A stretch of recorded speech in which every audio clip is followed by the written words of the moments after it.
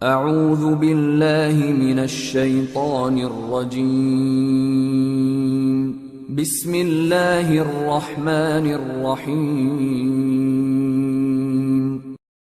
وعباد الرحمن الذین یمشون علی الارض ہونا واذا خاطبهم الجاہلون قالوا سلاما والذین یبیتون لربهم سجدا وقیاما صدق اللہ العظیم۔ اللہم صلی علی سیدنا و مولانا محمد وعلی آلہ و اصحابہ وبارک وسلم۔ درود شریف پڑھ لیں۔ اللہم صلی علی سیدنا و مولانا محمد وعلی آلہ و اصحابہ وبارک وسلم۔ اللہم صلی علی سیدنا و مولانا محمد وعلی آلہ و اصحابہ وبارک وسلم۔ ماشاءاللہ آپ نے اپنے دلوں کو خوبصورت کلاموں سے منور کر لیا اور اپنے کانوں کو پرسرور کر لیا، دل کو پر نور کر لیا۔ میں مختصر سی بات کرتا ہوں، انشاءاللہ پھر ذکر کریں گے، اور میں موسمی بات کرتا ہوں۔ موسمی چیز تو ہر ایک کو پسند ہوتی ہے۔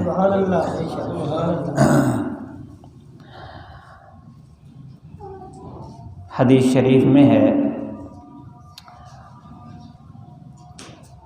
آپ صلی اللہ علیہ وسلم سردی کی آمد پر بڑے خوش ہوتے تھے، اور آپ فرماتے تھے خوش آمدید اے سردی۔ سردی آ رہی ہے نا۔ حضرت عبداللہ ابن مسعود رضی اللہ تعالیٰ عنہ فرماتے ہیں، آپ صلی اللہ علیہ وسلم نے فرمایا کہ سردی کا موسم ایمان والوں کے لیے موسم بہار ہے۔ راتیں بڑی لمبی ہوتی ہیں، جس میں نیند پوری ہو جاتی ہے اور اللہ سے ملاقات کا آسانی سے موقع مل جاتا ہے، اور دن کو ٹھنڈا دن ہوتا ہے اور مختصر دن ہوتا ہے، روزہ بھی آسانی سے رکھا جا سکتا ہے۔ ایمان والوں کی صفات اللہ تعالیٰ نے قرآن مجید میں بیان فرمائی، والذین یبیتون لربہم سجدا وقیاما۔ اللہ کے خاص بندے وہ ہیں جو رات گزارتے ہیں سجدوں میں اور قیام میں۔ صحابہ کرام رضوان اللہ علیہم اجمعین کہ دل خوشی سے کھل جاتے تھے جب سردی کا موسم آتا۔ اور ایک روایت میں حضرت انس رضی اللہ تعالیٰ عنہ فرماتے ہیں، آپ نے فرمایا کیا خوب ہے سردی کا موسم ایمان والے کے لیے، روزہ رکھے پتہ ہی نہ چلے اور پورا اجر کما لے۔ کتنا آسان تجارت ہے سردیوں کے موسم کی ایمان والے کے لیے۔ صحابہ اکرام رضوان اللہ علیہم اجمعین کی کیفیت یہ تھی، سردی کا موسم آتا اس سے پہلے تیاری کر لیتے۔ جس طرح کسی علاقے میں میلہ ہو تو پہلے سے تیار ہو جاتے ہیں، کپڑے سلوا لیتے ہیں اور جیب خرچی جمع کر لیتے ہیں کہ بچوں کو چیزیں لے کر دینی ہیں، کھلونے لے کر دینے ہیں، اور ہر ایک کو کپڑے لے کر دینے ہیں۔ صحابہ اکرام اس طرح راتوں کو جاگنے اور دن کے روزوں کے لیے تیار ہو جاتے۔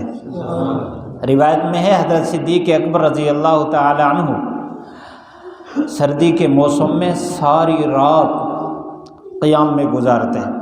حضرت عمر رضی اللہ تعالی عنہ 100 رکعت پڑھتے ہر رات کو۔ حضرت عثمان رضی اللہ تعالیٰ عنہ 1 رکعت میں پورا قرآن مجید پڑھتے تھے۔ حضرت علی رضی اللہ تعالیٰ عنہ کے سجدوں کی نشانی کی گواہی تو قرآن نے دی ہے۔ یہ وہ جماعت ہے جنہوں نے ہر وقت اللہ کے سامنے اپنے دل کو جھکا کے رکھا، لیکن سردی کے موسم میں خاص ان پر کیفیت ہوتی۔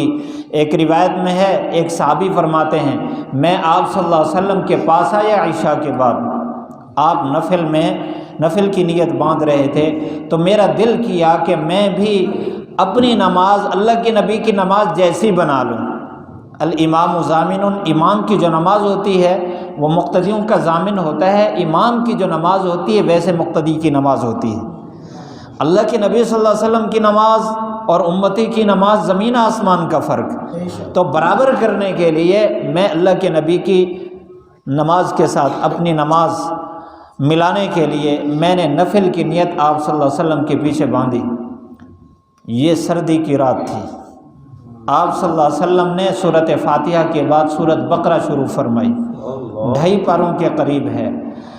کہتے ہیں کہ میں یہ سوچنے لگا، آپ صلی اللہ علیہ وسلم کے پڑھنے کی یہ ترتیب تھی کہ آپ جب پڑھتے تھے ہر حرف دوسرے سے جدا محسوس ہوتا، اگر کوئی شمار کرنا چاہتا تو شمار بھی کر سکتا تھا۔ پھر آپ جب جنت کی کوئی بشارت آتی آپ اللہ سے مانگتے، جہنم کا تذکرہ آتا پناہ مانگتے، کہیں کوئی خیر کا تذکرہ آتا اللہ سے مانگتے۔ میں نے سمجھا کہ آدھے پارے پر آپ رکوع فرمائیں گے، 2 رکعت میں سورۃ بقرہ پڑھیں گے، آپ نے مکمل سورۃ بقرہ 1 رکعت میں پڑھ لی۔ میں نے سمجھا چلو 1 رکعت میں سورۃ بقرہ، اگلی رکعت میں دوسری سورت، اگلی رکعت میں، لیکن آپ نے سورۃ بقرہ مکمل کر کے اگلی سورت شروع فرما دی، سورۃ آل عمران شروع ہو گئی۔ میں خیال کر رہا تھا کہ اس کے بعد آپ رکوع فرمائیں گے، آپ نے اس کے بعد سورۃ نساء شروع فرما دی۔ سورۃ نساء مکمل کر کے آپ نے سورۃ مائدہ شروع فرما دی۔ 7.25 پارے آپ صلی اللہ علیہ وسلم نے 1 رکعت میں پڑھے، اور اتنے سکون سے پڑھا جو میں نے عرض کیا۔ پھر آپ رکوع میں گئے تو جتنا آپ کے قیام کی مقدار تھی اتنا دیر آپ نے سبحان ربی العظیم فرمایا۔ پھر جب آپ کھڑے ہوئے تو آپ کا قومہ اتنی دیر تھا جتنا آپ کا رکوع تھا، پھر سجدہ اتنی دیر تھا جتنا آپ کا قومہ تھا، پھر اس کے بعد جلسہ اتنا تھا جتنا آپ کا سجدہ تھا۔ اس طرح آپ صلی اللہ علیہ وسلم نے 2 رکعت مکمل فرمائی۔ تو آپ صلی اللہ علیہ وسلم بڑے خوش ہوتے، صحابہ بڑے خوش ہوتے، اس لیے کہ جس کا دل اللہ کے ساتھ جڑ جائے اس کو خاص کیفیت حلاوت نصیب ہوتی ہے ایمان کی۔ آپ صلی اللہ علیہ وسلم نے فرمایا 3 من کن فیہ وجد حلاوت الایمان، 3 چیزیں جس انسان ایمان والے میں پائی جائیں وہ ایمان کا مٹھاس اور لذت محسوس کرتا ہے، اور ایمان کا جو مٹھاس ہے وہ اس زہری مٹھاس سے کہیں زیادہ ہے۔ زہری مٹھاس تھوڑی دیر کے لیے، وہ بھی زبان پر، ایمان کا مٹھاس جب دل میں اترتا ہے، دل بادشاہ ہے، وہ لذت محسوس کرتا ہے تو جسم کا رواں رواں لذت محسوس کرتا ہے، اور اس کی جو لذت ہوتی ہے وہ تھوڑی دیر کے لیے نہیں، سو رہا ہے لذت ہے، جاگ رہا ہے لذت ہے، بول رہا ہے لذت ہے، کاروبار کر رہا ہے لذت ہے۔ جب دل میں اللہ اور اس کے رسول کی محبت آتی ہے تو پھر رات کا قیام اور دن کے روزے یوں ہوا کرتے ہیں۔ اللہ تعالی ہم سب کو نصیب فرمائے۔ اب ضرورت اس بات کی ہے کہ ہم بھی اس درجے کا ایمان اپنے دلوں میں بٹھائیں، اور ہمارے لیے بھی یہ موسم بہار بن جائے، موسم سرما موسم بہار بن جائے، ہمیں اللہ توفیق دے۔ اولیاء اللہ فرماتے ہیں کہ اس وقت تک انسان کو ولایت نہیں مل سکتی جب تک رات کو اٹھ کر اللہ کے سامنے روئے نہ۔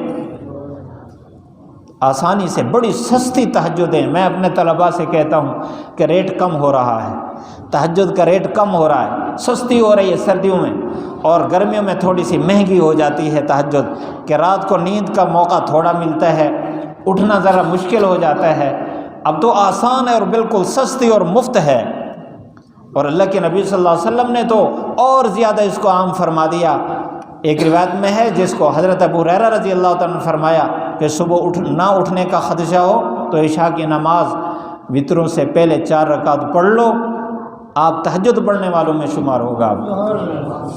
اور اگر کسی کو یقین ہے کہ میں صبح اٹھوں گا، آنکھ نہیں کھلتی اذان ہو جاتی ہے، اٹھتا ہے، بڑا افسوس اور دل تنگ گھٹ رہا ہوتا ہے کہ کاش آنکھ کھل جاتی تو میں بھی اللہ کے سامنے گڑ گڑاتا۔ پریشان ہونے کی اس کو بھی ضرورت نہیں۔ جو رات کی تہجد کے ارادے سے سویا ہے، نہیں اٹھ سکا، ظہر سے پہلے وہ 4 رکعت پڑھ لے، اللہ اس کو تہجد والوں میں شمار فرما دے۔ کتنا آسان فرما دیا۔ اللہ تعالی ہم سب کو یہ نعمت نصیب فرمائے۔